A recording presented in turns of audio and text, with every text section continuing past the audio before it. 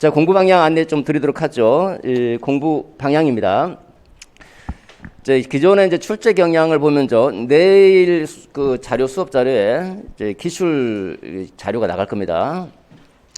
기출 자료를 이제 한번 보시면 아시겠지만요. 최근에 이제 출제 경향이 관점을 직접적으로 주는 경우도 있겠지만 안 주는 경우도 많습니다. 그래서 관점을 직접 추론해야 되는 문제가 출제되는 경향이 있다라는 거고, 그러니까 이제 아예 뭐 어떤 관점에서 소수로 하시오 이게 아니라 그 관점을 명칭을 제시하지 않고 지문을 통해서 어떤 관점인지 찾아야 되고 그리고 나서 이제 소수를 해 나가야 되는 그런 부분이고요.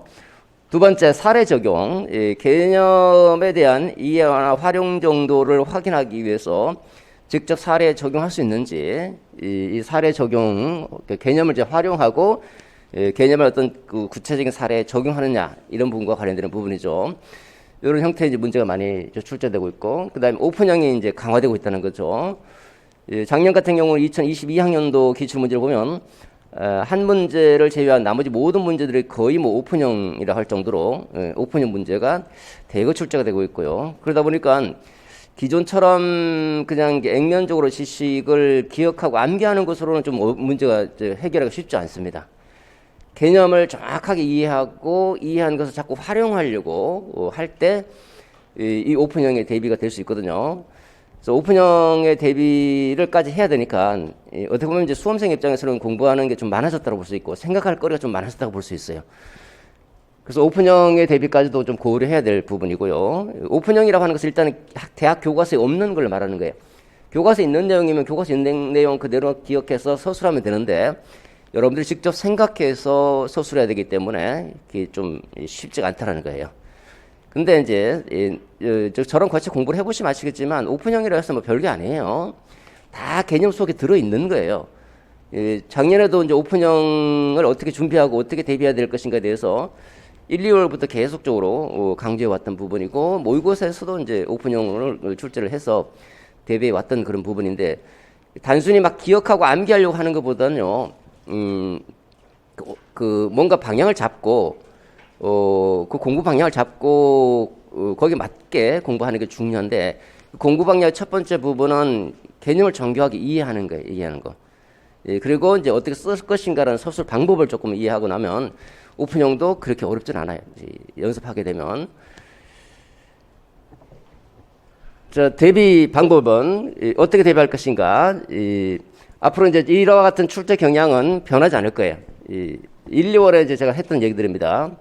별로 변하지 않을 것이고, 조금씩 달라진다 하더라도 이런 경향은 크게 달라지지 않을 거다라는 거예요.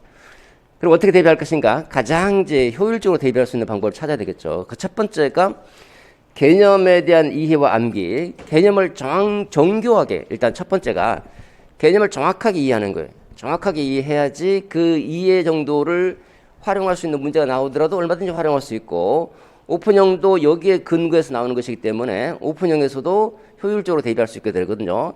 그러니까 제일 중요한 거는 개념을 정교하게 이해하고 그리고 나서 이제 암기 들어간다.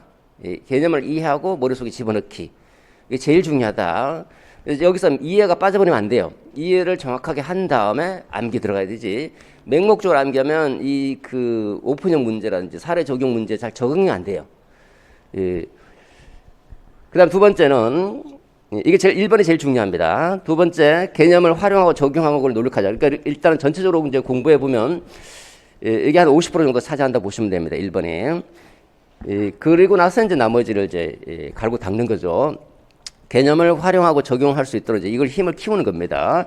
이건 사례 연습을 통해서 키울 수 있겠죠. 직접 사례를 보고 적용해보고 해결해보면서 내가 좀 부족한 이해 부분이 없는지 이건 이제 다시 이제 가다듬으면서 개념에 대한 이해를 좀 더 정교화하면서 이제 적용력을 높여나가는 것이죠.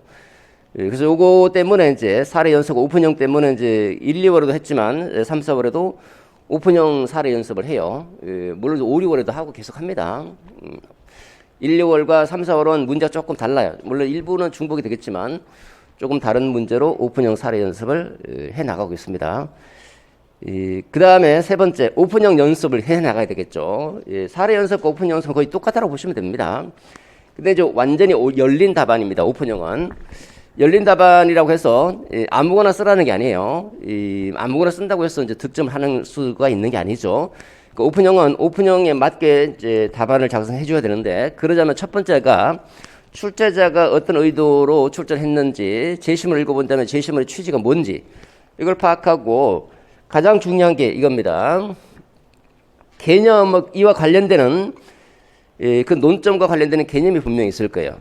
그래서 그 개념이 뭔지를 파악해야 돼요. 일단 개념, 우리가 이제 어쨌든 이제 문제가 출제되면 채점 기준이 있잖아요. 채점해야 되니까 채점 기준을 만들어야 돼. 그 채점 기준이 바로 이거예요. 개념의 의미 범주예요. 의미 범주. 그러니까 여러분들도 개념의 의미 범주 안에서 논의해 줘야 되기 때문에, 개념의 의미 범주 안에 들어오기만 하면 다 답안이 되는 거예요. 그러니까 요걸 벗어나 버리면 틀린 답안이 되는 거죠.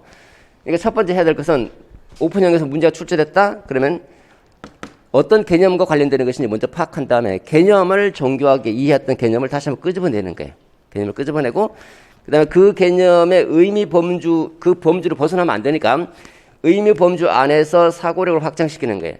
사고를 확장시켜서 요거를 다시 가다듬어서 정교하게 서술, 요렇게 들어가는 거예요. 그래서 작년 같은 경우도 이제 이렇게 그 모의고사에서도 이제 강조를 했었고, 실제로 시험장에서 저도 이런 얘기를 많이 들었어요. 작년에 만점 받으신 학생들 되게 많았거든요. 그러니까 선생님 이제 이런 얘기를 해주니까 자기도 이제 처음에는 좀 당황했는데, 오픈형이니까 개념을 먼저 끄집어내고 모의고사 때 했던 것처럼 그렇게 했다고 그래요. 그리고 이제 조금 생각을 넓혀가면서 잘 다듬어서 서술했더니 맞게 해줬더라라고 얘기하죠. 맞게 해줄 수밖에 없는 거예요, 이거는. 왜냐하면 채점 기준표 안에 들어가 버리니까. 개념의 의미 범주 안에 있으면 채점 기준표 안에 들어가거든요. 그 다음에 이제 플러스 알파, 생각을 넓혀 나가는 식으로 이렇게 해줘야 되는. 이게 무슨 말인지 지금 추상 지역에 잘 이해가 안 될 수도 있어요. 실제로 경험해 보셔야 돼요. 이 말이 무슨 말인지는 모의고사 볼 때 훨씬 직접적으로 아마 경험하게 될 거예요. 어떤 식으로 이제 쓰는지 답안도 제시해 주면서 이렇게 안내를 할 텐데, 어쨌든 이런 연습까지도 필요하다. 이제 제 출발점은 뭡니까? 개념에 대한 정교한 이해가 우선적이고, 그리고 나서 이제 암기. 그 다음에 나머지는 이제 요거를 이제 활용하는 부분입니다. 사례 적용하고 오픈형 연습하는 것은 이제 활용하는 부분이죠. 그러니까 지금 3, 4월은 1번이 중요하다. 2번, 3번도 물론 이제 우리가 오픈형 사례 연습을 통해서 간단하게 이제 보겠지만, 그거는 너무 주안점을 두지 마시고 얘를 정확하게 이해하고 암기하는데 초점을 맞추면 나머지 이제 7, 8을 90일을 모의고사 보면 저게 이제 그게 이제 실제로 이제 사례를 통해서 이제 정교화해 나가게 되니까 너무 욕심 부리지 말고 3, 4월은 개념을 정교하게 이해하고 암기하자. 여기 좀 초점을 맞추시고 나머지는 부차적으로 이제 맛보기식으로 이렇게 해 나가는 것이 어떨까 싶습니다. 자, 오픈형 사례 연습 문제 푸는 방법이 있어요. 기술이 있고, 그러니까 이제 우리가 어떻게 보면 이제 시험에서 요구하고 있는 것은요, 블룸에 따르면 이제 지식 2의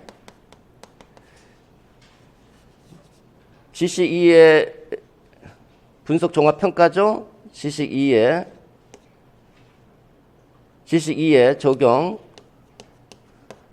분석, 종합, 평가. 그러면 일반적으로 이제 지식이라고 하는 것은 단순 암기예요. 개념의 단순 암기.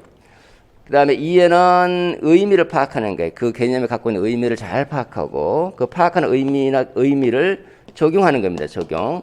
일반적으로 모든 시험 공부에 일반적으로 요 세 가지는 다 적용이 돼요. 암기하고 있는지, 이해하고 있는지, 적용하고 있는지, 적용할 수 있는지. 작년 같은 문제도 마찬가지. 작년 같은 교수 방법론에서는 이제 단순 지식만 물어봤어요. 이 딕과 캐리 모형에서. 그 다음에 적용할 수 있는지, 이해하고 있는지, 적용하고 있는지. 요런 능력은 머리 능력하고 관계없어요. 그냥. 연습하는 거예요. 그야말로. 머리가 좋다, 나쁘다 전혀 관계없는 부분이에요. 요런 거는 얼마든지 늘 수 있다. 공부를 하면 할수록 느는 거예요. 나머지도 마찬가지예요. 나머지도. 이제 분석이라고 하는 거는 이제 우리 논술로 본다면 분석은 제시문 분석하는 거예요. 제시문 분석도 자꾸 연습해야만 늘어요. 그냥 연습해야 돼요. 그 다음에 종합은 어떻게 보면 답안지 작성이라 볼 수 있어요. 전체를 내용을 잘 분석은 여러 사실들을 쪼개죠. 분해해서 상호 관련성을 파악하는 것이고 종합은 분해한 것을 다시 모아서 전체적으로 의미 있게 엮어내는 거예요. 서론, 본론, 결론 갖춰서 하나 의미 있게 논술문을 작성하는 거죠. 종합, 그다음 평가는 가치 판단인데 가치 판단을 요구하는 문제도 있는데 거의 안 나와요, 거의. 대체로 보면 이제 종합까지 이제 거친다고 볼 수 있겠죠. 종합은 이제 서본교를 갖춰서 논술문 작성하는 건데 이거는 지금은 못해도 전혀 상관없어요. 모의고사 반 들어가면 다 하게 돼 있어요, 그냥. 쉬워요, 쉽습니다. 지금은 간단하게 이제 단문 정도로 이제 서술해보는 연습을 한번 해볼 텐데요. 이거는 전혀 문제가 안 되는데 요거 분석은 제시문 분석인데 제시문 분석을 잘 하셔야 돼. 이거는 모의고사 볼 때까지 계속 제시문 분석하는 거를 연습해 주셔야 돼. 제시문을 잘 분석해야지 출제자의 의도, 제시문의 취지를 잘 파악할 수 있고 이게 잘 파악이 돼야지 그리고 나서 나머지 내가 알고 있는 것을 끄집어내든지 의미를 찾든지 뭐 어떤 문제 적용하든지 이게 나오는 거예요. 그죠? 일단 논술에서는 분석력을 요구한다. 분석력. 종합력도 종합력이지만 이건 별로 중요하지 않고요. 이 분석력. 그래서 크게 보면 우리 교육학 논술에서 요구되고 있는 전공도 마찬가지겠죠. 요구되고 있는 것은 네 가지 능력이다라고 보시면 돼요. 가장 본질적인 거고 지식, 암기하느냐, 이해하고 있느냐, 적용할 수 있느냐, 분석할 수 있는가. 요런 네 가지 능력은 공부를 하면 할수록 느는 거예요. 개인의 능력과 크게 관계없어요. 얼마든지 공부를 열심히 하느냐에 따라서 느는 부분이고 제시문 분석을 잘하고 그 다음에 개념을 정교하게 이해하고 암기하고 있어야 되겠고요. 그 다음에 사례 연습을 통해서 적용할 수 있어야 되고 이런 부분입니다. 자, 이렇게 제시문 분석을 잠깐 보시면 자, 오픈형 연습 보십시다. 1, 2월을 하고 똑같은 내용인데 한번 보면 김 교사가 가진 교육과정의 개념적 의미이다. 김 교사 언급한 교육에 대한 자신의 기존 관점의 장단점이잖아요. 그죠? 자신의 기존 관점이 갖고 있는 장점과 단점을 각각 하나씩 서술하라라고 돼 있죠. 하나씩. 근데 기존 관점이 없잖아요, 지금. 관점을 안 주고 있으니까 관점을 추론해야 되는 거예요. 관점을 주는 경우도 있고 안 주는 경우도 있는데 안 주는 경우가 좀 많습니다. 그 다음에 새롭게 관심을 가지게 된 관점. 마찬가지죠. 새롭게 관심을 갖게 된 관점에 대해서 역시 말이 없어요. 그죠? 어떤 관점인지 알 수가 없죠. 제시문을 읽어봐야 됩니다. 여기에 적합한 운영 방안 두 가지 제시하라 이렇게 돼 있죠. 그러면 한번 보시면 나는 교육과정을 주로 수업에 따라야 할 혹은 수업을 통해 도달해야 할 학과 코스로 이해해왔다. 그러나 바뀌죠? 역접입니다. 그러나 최근 내가 새롭게 관심을 가지게 된 관점, 새롭게 관심을 가지게 된 관점이 있고 기존의 관점은 여기 첫 번째 문장이고 두 번째 문장은 새롭게 관심을 갖게 된 관점이죠. 관점은 교육과정 의미를 과정에 초점을 두 이해하는 것이다. 그러니까 과정에 초점을 둔 교육과정이죠. 그죠? 교육과정을 어떻게 보느냐? 관점이니까 어떻게 보고 있느냐? 과정에 초점을 둔 교육과정으로 바라보고 있더라. 그 과정에 초점을 둔 교육과정으로 바라보고 있으니까 다시 그럼 기존의 관점은 어떤 관점인가? 반대 뒤집으면 되는 거야. 뒤집는다는 거죠. 이게 되게 중요한 거예요. 이게 진짜 간단한 것 같지만 이런 사고를 계속 해줘야 돼요. 과정을 뒤집으면 뭐야? 결과의 결과. 그러니까 기존의 관점은 어떤가요? 결과에 초점을 둔 교육과정으로 바라보는 시각이고 현재 새롭게 관심을 갖게 된 관점은 과정에 초점을 두고 교육과정을 바라보는 관점이다. 간단한 거예요. 그죠? 이런 식으로 생각을 이렇게 해야 되세요. 하시면 사고가 나와요. 많은 부분에 이렇게 해서 이제 내가 잘 몰라도 답안을 작성하는 경우가 있습니다. 교육과정의 라틴어 어원이 쿠레레 의미를 복원하는 데 관심이 있죠. 쿠레레라고 하는 얘기까지 나왔죠. 그죠? 쿠레레가 이제 이 과정에 초점을 둔 교육과정의 대표적인 예거든요. 예시를 해주고 있죠. 예시. 과정을 초점 교육과정 그 대표적인 예가 쿠레레를 복귀하는 것. 쿠레레 의미를 복원하는 것. 쿠레레 하면 이제 나중에 보시면 아시겠지만 누가 떠올라야 되냐면 파이너가 떠올라요. 파이너의 쿠레레와 관련된 논의가 떠올라야 돼요. 그 다음에 이 관점으로 교육과정 운영 방안을 생각해보자. 운영 방안 자, 전체적으로 보면 전부 다 오픈형이 전부 다 교과서에 없어요. 대학 교과서에 없는 내용. 없는 내용이니까 이건 1번부터 끝까지 마지막까지 다 오픈형이거든요. 그러면 이 개념 범주 안에서 서로 어떤 장점이 있고 단점이 있는지 찾아봐야 되고요. 또 운영 방안도 이게 쿠레레가 이제 힌트인 거죠. 쿠레레 힌트. 과정에 초점을 맞추고. 그러니까 쿠레레와 관련해서 교육 과정을 어떻게 운영할 것인가 그 방법을 제시해 줄 수 있어야 된다. 이것도 오픈형. 이런 게 오픈형이라는 게 이렇게. 그러니까 요 개념 범주를 잘 생각해서 그 개념 범주 안에서 논의해 주셔야 된다라는 게. 다음에 두 번째 문제입니다. 온라인 수업에 대한 김교사 비평. 애플의 관점 이미 나왔잖아요. 여기는 그죠? 애플의 관점 이미 다 주어져 있죠. 얘는 안 주어졌잖아요. 그죠? 얘는 주어지고 주어지는 경우도 있고 안 주어지는 경우도 있고 이렇게 주어지면 요 관점에서만 바라봐야 되는 거예요. 애플의 관점에서 온라인 수업에 가져올 문제점 두 가지. 요건 크게 어렵진 않죠. 애플의 관점이 그대로 들어가 있는 거니까 요 그대로 외우는 거예요. 사실 어떻게 보면. 현재 이제 실시하고 있는 온라인 수업의 바람직한 방향을 두 가지 제시하죠. 바람직한 방향. 요거는 오픈형이면서 요게 제한점이 걸렸어요. 누구의 관점? 애플의 관점이라는 제한이 걸려 있거든요. 애플의 관점. 애플의 관점에서만 문제점 찾고 애플의 관점에서 운영 방안을 찾아야 되는 거예요. 그러니까 애플의 관점에서 벗어나 버리면 이게 오픈형이 하더라도 애플의 관점에 벗어나 버리면 틀리는 게 되는 거예요. 그 범주 안에서 논의해야 돼요. 범주 안에서. 여기서도 쿠레레의 범주 안에서 과정에 초점을 둔 교육 과정의 범주 안에서 운영 방안을 찾아야지 이 범주 의미를 벗어나 버리면 틀린다.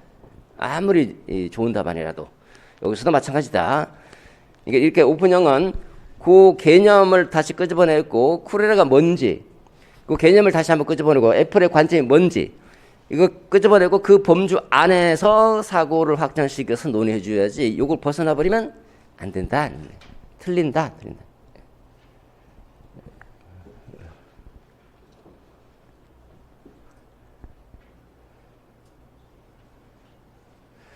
점점 이제 공부를 하면서 이제 다시 또 안내해 드리도록 하죠.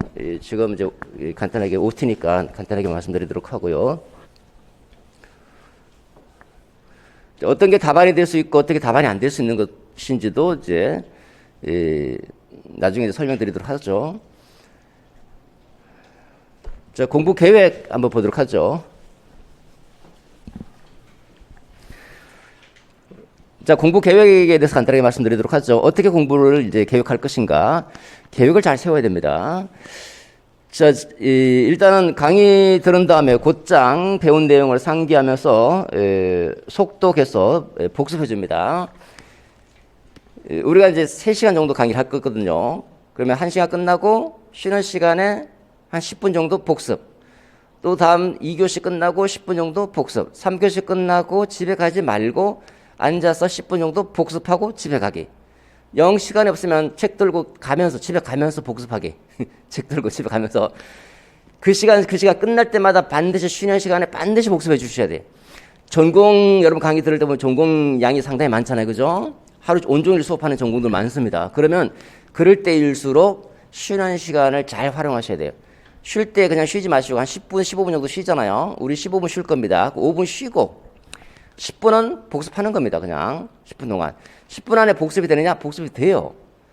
복습이라고 하는 게 이제 그때 이때 하는 복습은 전체 내용을 다 훑어보는 게 아니라 수업 시간에 얘기했던 것들 중심으로 해서만 간단하게 훑어보는 거예요. 수업을 내가 좀 전에 들었잖아요. 들었고 머릿속에 어느 정도 기억에 남아있잖아요. 그러면 금방금방 읽으면서 훑어보면 금방금방 복습이 돼요. 금방금방. 요거 복습 매우 중요한 거예요. 매우 중요해요. 끝날 때마다 쉬는 시간마다 복습해 주시기 바랍니다. 그 다음에 1교시 끝나고 복습, 2교시, 3교시 끝난 다음에 복습했죠? 그 다음에 전체 다시 1, 2, 3교시 전체 내용을 다시 한번 복습하는 거예요. 요건 집에 돌아갔어. 아니면 장소로 이동해서 빠르게 다시 한번 복습. 이렇게 해서 복습 2번 끝납니다. 2번. 물론 이제 예습하고 그 강의 들어오면 훨씬 좋겠죠. 근데 양이 많기 때문에 예습까지는 못 합니다. 예습하고 싶으면 그냥 굵직굵직 목차 중심을 간단하게 훑어보고 들어오시고요. 복습에 좀 초점을 두고 복습을 잘하는 게 훨씬 중요할 거라고 생각이 들어요. 양이 많기 때문에. 자, 우리가 이제 그 월별로 계획, 그 주별로 계획을 한번 보면요. 월, 화, 수, 목, 금, 토, 일 이렇게 했다라고 볼 때, 일요일은 이제 쉬는 날입니다. 쉬는 날. 편의상 세 등분 할게요. 오전, 오후, 저녁 이렇게 세 등분. 물론 뭐 저녁도 오후지만 이렇게 세 등분 한다면 자, 월요일 날 강의가 있죠. 화요일 날 강의가 있습니다. 교육학 강의. 요 계획은 인강 들으시는 선생님들은요. 요 날짜만 바꾸면 돼요. 월요일을 화요일로 바꿔주고 그죠? 화수 목 금 토 일 월 이렇게 들어가면 돼요. 그냥. 왜냐면 월요일 강의가 화요일로 올라가니까 인강 그렇게 바꾸시면 됩니다. 날짜만 바꿔주면 돼요. 자, 월요일 보십시다. 월요일 강의 할 때 1교시 끝나고 복습, 2교시 끝나고 복습, 3교시 끝나고 복습, 집에 돌아가자마자 집에 돌아가면 이제 식사하고 그럼 한 3시 3시 정도 될 거예요. 그죠? 우리가 이제 1시 반에서 2시쯤에 마칠 겁니다. 1시 반에서 2시 정도 마시니까 뭐 식사 1시간 하고 그럼 한 3시 정도 되겠죠? 3시부터 3시 30분까지 복습. 요거 뭐죠? 전체 복습. 오늘 배운 거 다. 월요일날 배운 거 월요일 전체 복습. 화요일날 배운 거 화요일 전체 복습. 30분이면 돼요. 왜냐하면 10분씩 다 우리가 복습했기 때문에 쭉 훑어보내서 30분도 사실 많아요. 많습니다. 20분이면 될 거예요. 시간이 안 나면 밥 먹으면서 먼저 복습하세요. 밥 먹으면서 쭉쭉 읽어보면서 복습하면 돼요. 벌써 복습 2번 했죠? 그 다음에 두 번째 정교화입니다. 정교하게 다시 한번 이제 정교하게 보자 이거죠. 교재 내용을 쭉 정독하면서 보는데 요거는 이제 3시 반부터 한다 그러면 3시 반부터 요 시간은 뭐 여러분들이 그 상황에 따라서 유연하게 만들면 될 거예요. 6시 반까지 3시간 정도 복습합니다. 월요일 내용 3시간 정도 이제 정교하게. 그러니까 정교화 할 때는 공부 수업 시간에 했던 내용이 일단 주가 돼요. 걔를 중심으로 해서 관련된 내용을 생각하면서 읽어요. 생각하면서. 정독은요. 생각하면서 읽는 거예요. 개념을 다시 한번 생각해보고 그 개념을 적용한다면 가상적인 사례가 어떤 사례가 될 수 있는지 가상적인 사례도 한번 생각해보고 이런 사례 내가 이렇게 적용할 수 있을까? 저런 상황이면 이 문제를 여기다 적용하면 어떨까? 이렇게 항상 가상적인 사례를 생각하면서 개념을 다시 한번 정교하게 다져야 돼요. 그냥 개념을 읽고 이해하고 그냥 넘어가지 마시고 정확하게 이해한다는 것은요. 이해한 그 개념을 어떤 사례가 나오더라도 적용할 수 있어야 되거든요. 그러니까 스스로 사례를 만들어 보는 거예요. 가상적인 상황을 만들어 보고 이런 상황이라면 이걸 이렇게 적용할 수 있을까? 이렇게 적용한다면 어떻게 될까? 이렇게 항상 생각하면서 공부하셔야 돼요. 생각하면.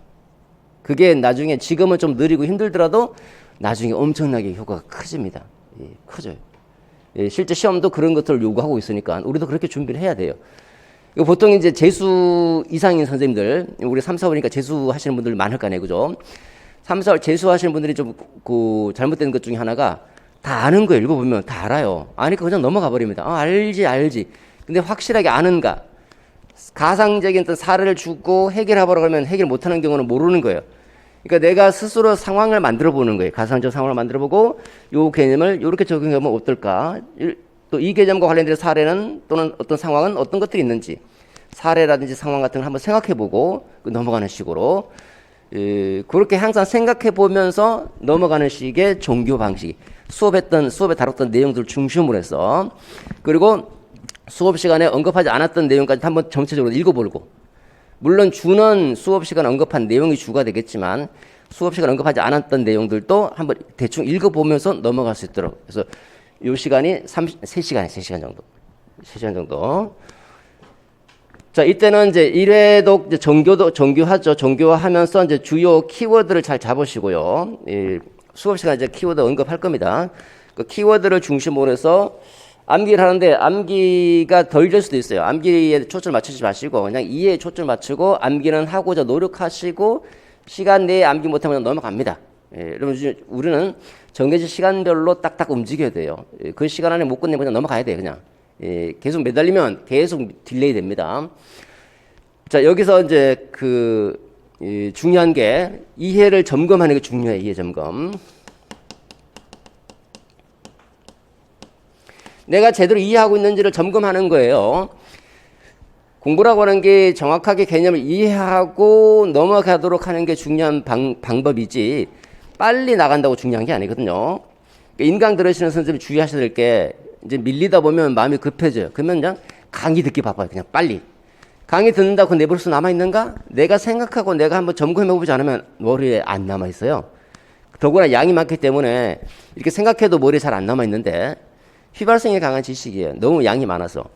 뭐 어렵고 복잡해서. 이해를 반드시 점검하면서 넘어가야 돼요. 그러니까 메타인지를 활용하셔야 되는데 예컨대 챕터 하나 끝났죠? 챕터가 하나 끝나면 그 챕터 하나에 대해서 덮고 눈 감고 생각해 봐야 돼요. 덮어놓고. 예컨대 뭐 타일러의 교육과정 개발 모형을 공부했다. 그럼 타일러 교육과정 개발 모형 다시 한번 머릿속으로 생각하고 다음 장 넘어가셔야 돼요. 타일러 쭉 공부한 다음에 그러니까 타일러 아저씨가 교육과정을 개발할 때 뭐부터 하라고 그랬지? 교육 목표부터 먼저 잡고 목표를 중심으로 해서 교육과정을 개발한다고 그랬지. 그래서 목표를 중심으로 해서 경험을 선정 조직하고 평가 방안을 구안하면 돼. 이게 타일러가 얘기하고 있는 거야. 왜 목표 중심으로 해야 되지? 왜 목표를 먼저 앞세워야 될까? 목표를 먼저 앞세우니까 목표 중심 교육과정 개발이라는 특징을 갖고 있고 1년에 합리적인 절차를 제시하고 있으면 합리적인 모형을 하는데 이런 특징이 있는데 왜 목표를 먼저 앞세워야 될까? 누군가가 이제 친구가 나한테 물어봅니다. 야, 교육과정 개발 어떻게 하는 게 좋으냐? 그거 목표 먼저 세우고 그러고 나서 경험 선정하고 조직하면 돼. 이렇게 말해주고 있다. 그러면 그 친구는 누구 입장에서 교육과정 개발 모형을 제시하고 있는가? 그 타일러 모형이지. 왜? 목표 먼저 앞세웠잖아. 목표 중심 모형이잖아. 목표 중심을 앞세우면 목표를 왜 앞세워야 될 것인가? 왜 중요한가? 그 다음에 이 목표 중심 교육과정 개발 모형이 어떤 장점이 있고 단점이 있는지 질문하고 질문에 답변 찾아보고 답변해보고 이렇게 하면서 간단하게 한번 아주 또 깊게 들어갈 필요도 없어요. 왜냐하면 간단하게 점검하는 거니까 점검하고 넘어가고 그 다음에 또 다음 이제 뭐 다른 이제 모형이 있으면 또 다른 모형을 또 점검하고 넘어. 그러니까 공부를 하고 끝날 때마다 한 뭐 1, 2분이면 끝나요. 1, 2분 간단하게 내 말로 스토리텔링 하는 식으로 말을 쭉 한번 풀어보는 거죠. 풀어서 스토리텔링 하는 식으로 쭉 이야기식으로 풀어보면서 넘어가고 이렇게 이해를 점검하면서 하는 게 진짜 중요합니다. 오늘 제일 중요한 거 쉬는 시간마다 복습하는 거. 그 다음에 공부할 때 빨리 넘어가려고 하지 말고 이해를 제대로 했는지 확인하면서 이해를 점검하면서 넘어가는 이 두 가지 진짜 중요합니다. 진짜. 특히 재수생 이상이신 분들 안다라고 그냥 생각하고 착각하고 넘어가지 마십시오. 그래 이해를 점검하면서 정교화 해주시고 그 다음에 나머지 저녁 시간에죠. 이제 전공하라 이거지. 저녁 먹고 전공 들어갑니다. 자, 그 다음에 수요일, 목요일, 예컨대 이제 뭐 전공마다 좀 다른데 금요일 날 이제 전공, 뭐 하루 종일 전공 수업 있는 경우가 많죠, 그죠? 목요일 될 수도 있고, 예컨대 금요일을 해봅시다. 이게 전부 다 전공입니다. 전공 수업 있죠? 전공 수업을 들어야 돼요. 전공 수업 이렇게 이제 하루 종일 전공이 있을 때는 더 중요한 겁니다, 이게. 쉬는 시간마다 복습하는 거. 이거 하루 양이 많잖아요. 많으니까 1교시 끝나고 쉬는 시간 복습, 2교시 끝나고 복습, 3교시 끝나고 복습하고 밥 먹기. 아니면 밥 먹으면서 복습하기. 또 밥 먹고 시간 남죠? 1, 2, 3교시 집에 가서 하려고 하지 말고 1, 2, 3교시 다시 복습 싹 끝내. 그 다음에 이제 식사하고 이제 오후 강의. 4교시 끝나고 쉬는 시간 복습, 5교시 끝나고 복습, 6교시 끝나고 복습, 집에 돌아가자마자 또는 돌아가면서 4, 5, 6교시 복습. 복습이 살길이에요. 무한하게. 무한 반복해줘요. 복습. 그죠? 그 다음에 집에 가서 여유가 있으면 다시 1, 2, 3, 4, 5, 6 전부 다 복습 싹. 가능한가? 가능하지. 왜요? 10분마다 다 복습해줬잖아. 그죠? 그러니까 많은 걸 보려고 하는 게 아니라 그날 배웠던 것만 보는 거예요. 그날 배웠던 거. 선생님이 얘기했던 것만 딱 기억해서 선생님이 뭐 잡다한 거 얘기하는 게 아니라 핵심적인 걸 얘기할 거네. 그죠? 그거만 쭉 한번 훑어보는 거예요. 벌써 2번씩이나 하는 거예요. 두 번 했잖아요. 그죠? 매 시간마다 하시죠. 매 시간마다. 이러면 이 머릿속에 계속 남아있게 되는 거예요. 진짜 중요한 거다. 진짜 중요하다. 이거는. 아무나한테 안 가르쳐 주는 거예요. 정말 중요해요. 공부 잘하고 싶으냐? 쌓아놓지 마십시오. 자꾸 쌓아놓으면 나중에 어차피 해결 안 돼요. 그때 해결하는 거. 그때. 됐죠?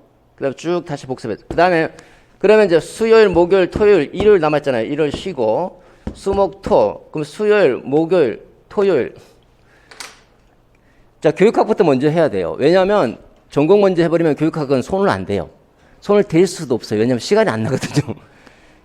전공 양이 많아서. 그러니까 교육학을 먼저 오전에 끝내버리고 그 다음에 전공하는데, 자, 예를 들어서 이제 1주차다.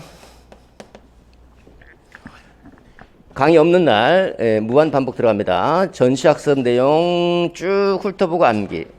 그 다음에 지금 내가 했던 거, 이번 주 했던 거 쭉 훑어보고 암기. 자, 1주는 교육과정 끝납니다. 우리 강의 진도표에 따르면 그냥 하면 돼요. 월요일 거 화요일 날, 수요일 날 복습하고, 화요일 거 목요일 날 복습하고 끝. 했잖아요. 그죠? 이미 했기 때문에 좀 빨라집니다. 시간이. 한 3시간에 끝나요. 그냥. 사람마다 좀 다른데 3시간이면 충분할 거예요. 모자라면 토요일 날 또 하면 되지. 되면 토요일 날 빼고 4일 하고, 좀 부족하면 토요일 날 하고, 이렇게 해서 요거 못한 거 토요일 날 보충 이렇게 하면 되죠. 그럼 교육학 5일 아니면 교육학 4일에서 5일 하시면 돼요. 자, 그 다음에 2주차입니다. 2주차 때 교육과정 복습, 그 다음에 이제 교육심리 들어갈까요? 교육심리 1 들어가, 1. 그럼 교육과정 이거 20분이면 돼요. 10분에서 20분. 요거 20분에서 30분이면 끝납니다. 20분에서 30분 복습, 그 다음 나머지 교육심리. 교육심리, 요렇게, 요 시간 정도 할애해서. 요것도 교육심리도 월요일 날 내용이 있고 화요일 날 내용이 있을 거 아닙니까? 첫째 주는 교육과정 끝났습니다. 둘째 주는 교육심리 배웁니다. 교육심리 배울 때, 교육심리 1번, 교육심리 1이 월요일 내용이 있고 화요일 내용이 있다 그러면, 월요일 내용은 수요일 날, 화요일 내용은 목요일 날, 요 반쪽에서 하는데, 요 하기 전에, 수요일 날 하기 전에 교육과정 지난 시간 공부했던 교육과정을 다시 한번 보고 들어가라 이거예요. 보고. 30분이면 충분해요. 30분. 압축해서 핵심만 딱딱 보는 거, 핵심만. 다 이 정규화 하는 식으로 다 보면 안 돼요, 이때는. 여러 번 보기 위한 것이지, 눈에 익숙해지기 위한 거예요. 핵심 중심으로, 중요한 것들 중심으로 30분 안에 끝냅니다. 그 다음에 3주차가 되죠. 3주차가 되면 교육심리가 이제 강의상 끝납니다. 교육심리 2까지 가요. 교육심리 2. 교육과정, 교육심리 2. 그래서 교육심리가 끝납니다. 그러면 새로운 교육심리 2가 또 월요일 내용, 화요일 내용 있을 거 아니에요. 그죠? 월요일 내용, 수요일, 화요일 내용, 목요일 날 이렇게 복습하는데, 요거 2개 또 전주 거도 복습해줘야 되는 거예요. 요거 교육과정 1, 20분이면 끝나요. 1, 20분. 왜냐면 내가 몇 분 봤기 때문에 지금. 봤죠. 또 보는 거잖아요. 그러니까 간단하게 1, 20분이면 끝납니다. 그래서 10분 정도 잡고. 요 교육심리 한 번밖에 안 봤으니까 요거 교육심리 한 20분 정도. 총 30분을 넘기지 마세요. 요 전주 복습하는 거. 전시학습은 가능하면 20분에서 30분에 끝내야 됩니다. 20분에서 30분에 끝내야 된다. 그리고 나서 이제 요번 주 배웠던 거, 교육심리, 월요일에 배웠던 거, 수요일, 화요일 배웠던 거, 목요일날. 요렇게 들어가는 거예요, 이렇게. 4주가 됩니다. 4주가 이제 교육방법론 넘어가죠. 쭉 하고 이제 교육방법론. 교육과정, 교육심리 1, 교육심리 2, 교육방법론 양이 많아집니다. 많아지니까 감당이 되면 얘네들 시간 좀 줄이면서 복습하고, 감당이 안 되면 하나씩 떨구는 거 있잖아요. 교육과정도 이제 나가고, 교육심리 1, 2, 교육방법론 이렇게 감당되면 하고, 감당이 안 되면 떨구는 거예요. 이렇게 이런 식으로 5주차도 6주차 이렇게 계속 반복. 됐죠? 그 다음에 그러니까 요거 오전 끝납니다. 오후 뭐 합니까? 전공하는 거지. 저녁도 역시 전공하는 거지. 전공도 마찬가지 이런 식으로 계획하세요. 이런 식으로 이제 저녁 뭐 이렇게 잡아서. 그 다음에 토요일 날 만약에 이제 토요일 날 공부 안 하면 교육학 공부 안 하면 교육학 토요일 전부 다 전공이죠. 전공. 올 전공. 만약에 교육학 해야 되겠다 싶으면 교육학 조금 하고 그 다음에 나머지 전공.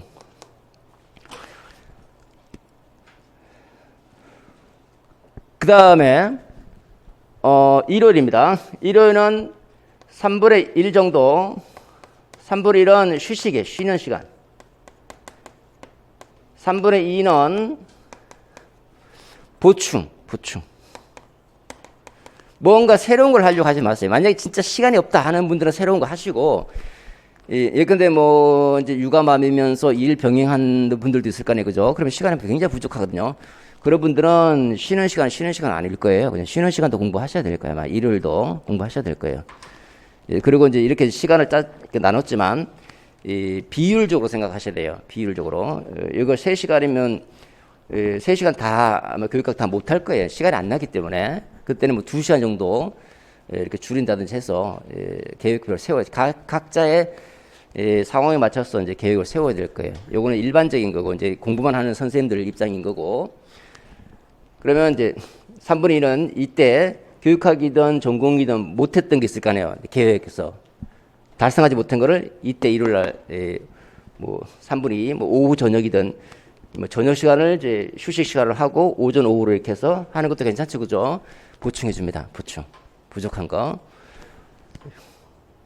또, 뭐, 보충할 게 없으면 다시 한번 복습하는 거지, 복습. 한 번 더 복습. 그 다음에 3분의 1은 쉬어요, 그냥. 뭐, 아무것도 하지 말고 그냥 쉬어요, 그냥. 뭐, 자기가 뭐, 좋아하는 뭐, 영화를 보든지, 노래방 가서 깨끗 노래를 부르든지, 춤추면서 노래하든지, 쉬는 거예요, 그냥. 쉬는 거.